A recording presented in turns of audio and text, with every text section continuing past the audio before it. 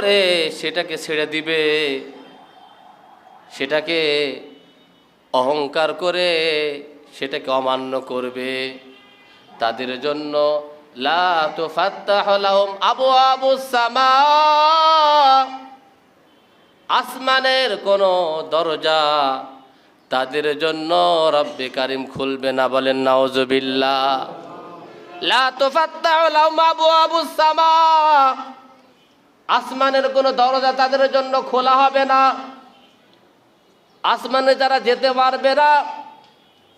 ওয়ালা ইয়াদখুলুনাল জান্নাহ, আসমান তো দূরের কথা, জান্নাতের মধ্যেও তারা প্রবেশ করবে না। বলেন নাউজুবিল্লাহ। অতক্ষণ পর্যন্ত জান্নাতে যাবে না।